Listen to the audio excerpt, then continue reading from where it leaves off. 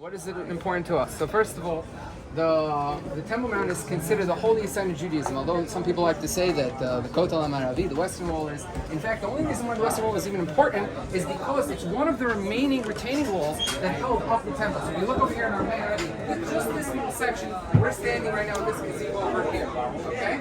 We're going to go up this ramp and onto this longest platform in the center of the mountain. We have our longest standing tradition, not to mention the topography of the mountain, which we're going to see with our own eyes when we're walking up on top, that the location of the Holy of Holies, the back of this building here, was located inside the Dome of the Rock itself. The temple faced on a cardinal direction to east, so that when the sun would rise, the sun would shine directly into the doorway of the temple as part of the symbols of the start of the service. Face this way, although this is to Muslims, is Al-Aqsa Mosque, which is located on the south of the mountain, which makes sense because if you are having a synagogue and you need to build it on a compound, where would you build it? To the east. Where do the Muslims build it? To the south, facing Mecca, which is their holy site. So last time you went up, what did you experience? Well, I mean, we obviously walked around the outside of the compound. We got around to toward the front of the Dome of the Rock, and a bunch of members of the Islamic Waqf came over and started screaming at us to not daven. And so we continued around. One of the members of the group at that point, it was Hoshana Rabbah, took out some Arabos, started hitting them on the ground. And at that point, a bunch of the women, who I guess sit up there all day, started screaming at us, Allahu Akbar. The Mishtara came over. They told us basically that either they're going to arrest the guy or we have to leave Rabbi. So instead of us making all the way around the outside here, we ended up exiting out the corner. So that was the story, yeah. What do you expect for this time? I mean, hopefully we actually make it all the way around the outside of the compound this time, and there's less shuckling and less... I mean, listen, I wish we could all daven openly there. That would be the freest thing to do, and the only place that Israel's an apartheid state is only on Har Habayit. That's the only place.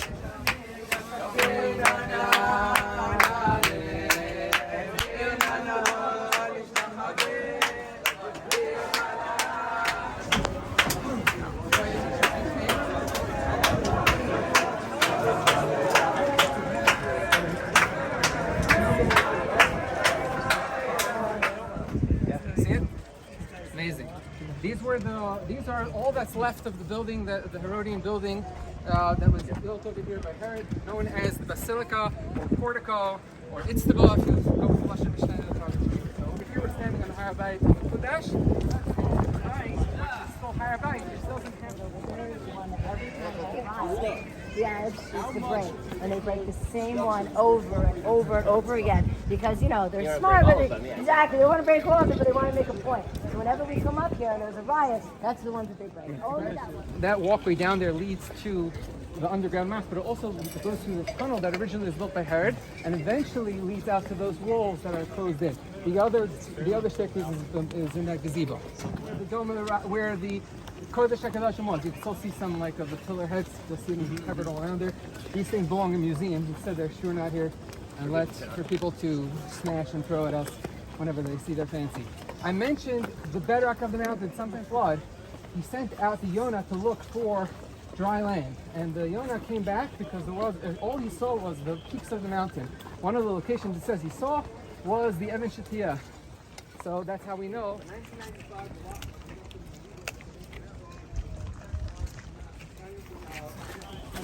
Okay, so right over here, slightly in front of us, would be where the entrance to the temple was, and it would be entering in on an angle, as I explained before. Okay. What's your name? My name? Yeah. Yeah, what are you doing up here? What's your name? Yeah, what is your name? My name is Yehuda Levi. I run High on the Har.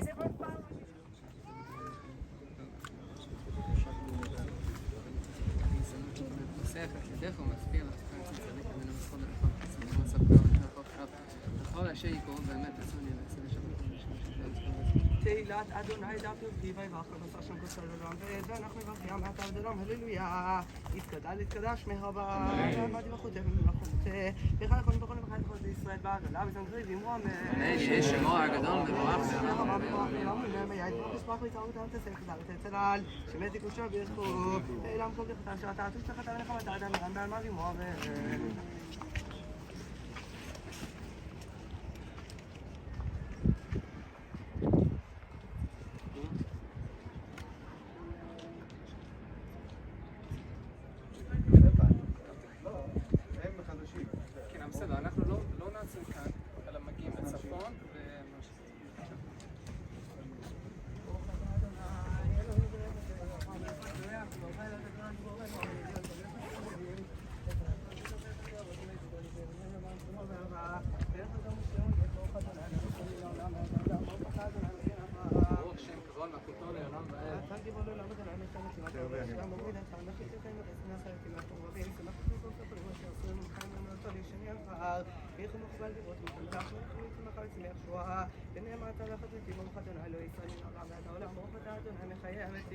שם קבוע מלכותו לעולם ועד.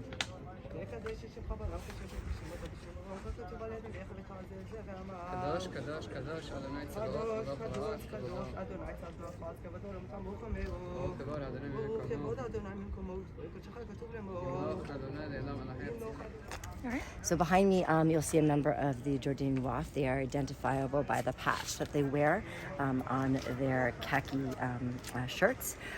The Temple Mount, unfortunately, is under the control of Jordan. I know that may seem strange to people. How could a plot of land in the capital of a specific city actually be under the control of another country?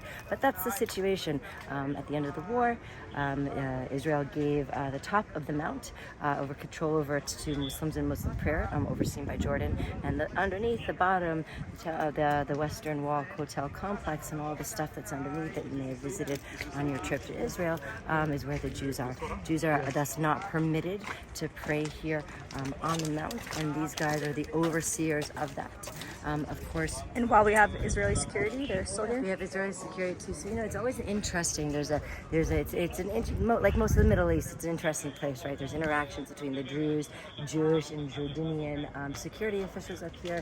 They have no right over the Jewish people. They have rights over the Jewish people and control over it. They can pray up here. We can't pray up here. It's for one tiny little piece of land, an even more complex piece of land. It's a really complex and interesting dynamic and situation. But these guys follow our groups at a distance, usually no closer than this, throughout the entirety of our trip. And they spend a lot of time recording us, and those recordings and those videos and pictures you can often find on Al Castile News, Al Castile News English, Al Castile News Arabic. And it's always fun to watch us, your favorite Jewish tour guides and minyan leaders praying on the Temple Mount, as the Arabs like to say, storming Al-Aqsa Mosque and doing Talmudic rituals under the protection of occupation forces. But I really like to think that I'm just a nice Jewish girl from Tel Aviv hanging out with my friends in the most holy, most beautiful, most sacred place in the world.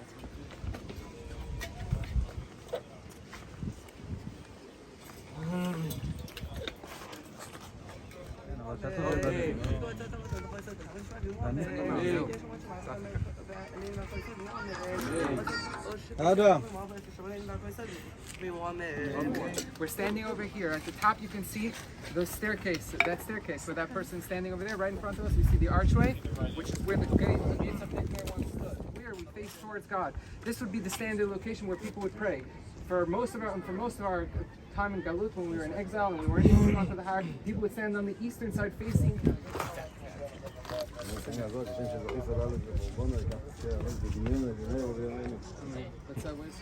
actually pieces of the ancient temple. They are pillars, you can tell from both the insides, from how they're perfectly lined and cut. I'll show you the better piece. So during the Ramadan rite, there's one piece in particular that we came deeply about, and we brought there the pillars, and how you could tell this is actually a piece of second temple history right here. From the curvature, from the color, it's very hot, so be careful.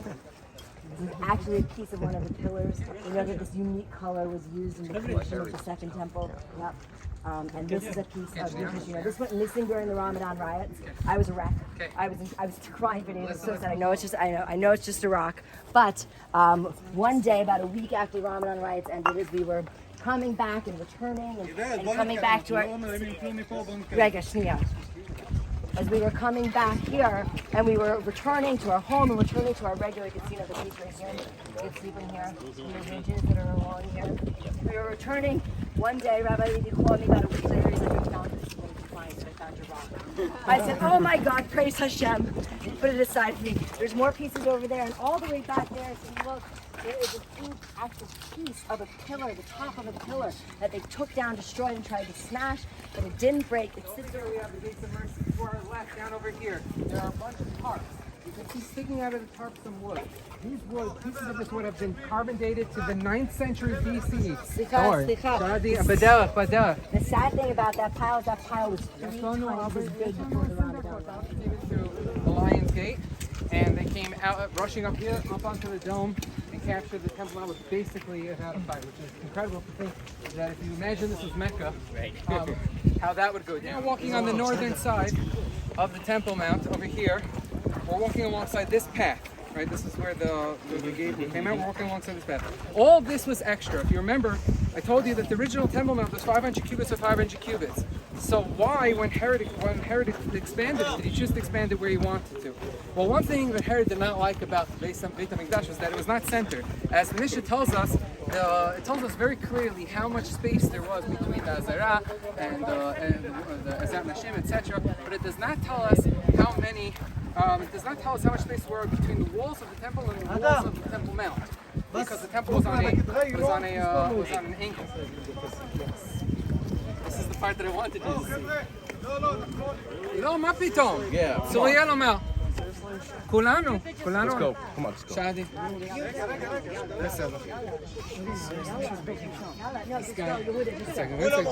כולנו עולים וממשיכים שם, בדיוק. מה שאמרתי לצורי.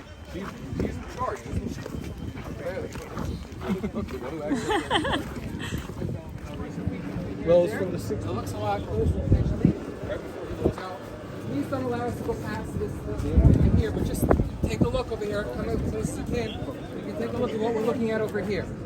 Imagine the temple was standing over here. As I mentioned before, the Shari Nikra were by those archways. The staircase is behind them. You have slightly in between the arch and the small dome was where the altar stood. You had the building of the temple starting with the small the third higher and coming down at the back where the dome ends. חבר'ה, בואו נתקדם, בבקשה. Through there and that other archway that we're going to see. רבותיי, בואו נתקדם. Continuing along, just as an aside, about 6 months ago, if you took some water from this fountain, you would be arrested. We're turning over here. But with a constant effort of shaming the police and the authorities up here and going over and taking water and asking them, well, why can't we have water? And we often fool new people up here. The first time up here, they'd be like, oh, you can get water right there. And they'd go over and get water, and the cops are like, what are you doing? The person's like, I'm just getting water! And they're like, it's only water from Muslims. And you're like, oh, what do you mean? And by doing that and filming and putting it online, we prove just how like banal and stupid a rule like that is. And eventually, it was broken. And slowly, we've been taking over water fountain by water fountain by water fountain. The great legacy of Martin Luther King. We've got that water fountain. We've got the water fountain over there. And from time to time, we walk on the water fountain over there and over there. But it's step by step, bending, breaking the rules, and fighting for equal access. And taking the state for access. It's a home. It's not the hard part.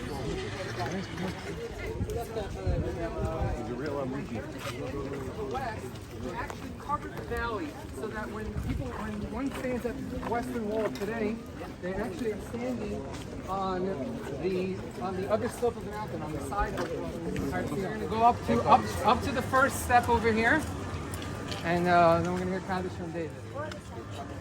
לא. אמרתי לך 3.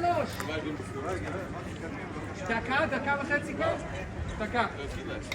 כן. Take it there. שמי רבה, למדתי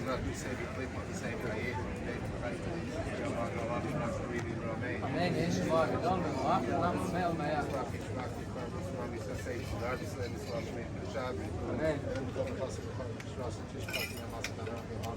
I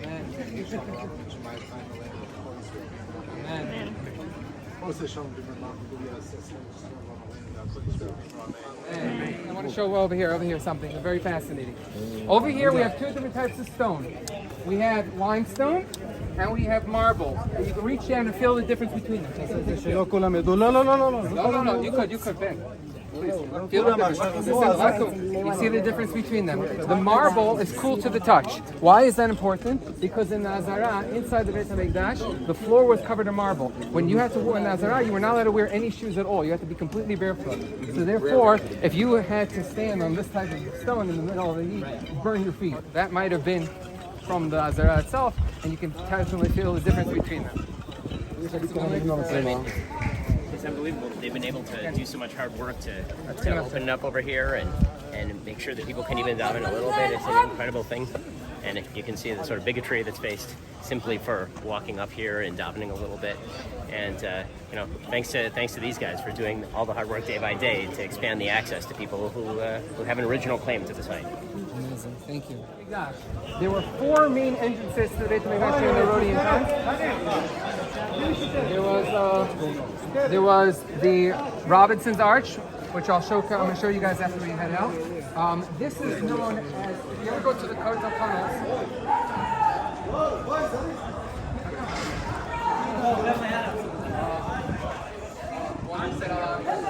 חבר'ה, בואו תצאו החוצה בבקשה. תתקדם החוצה.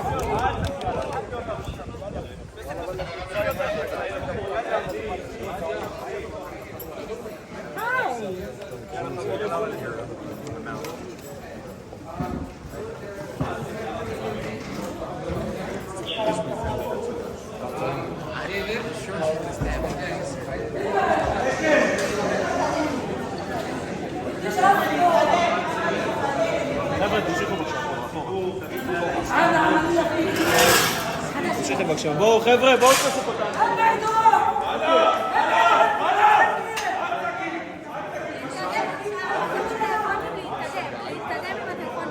Who's this guy? It's a guy with the beard. מה זה? זה נדבר in English? Yes.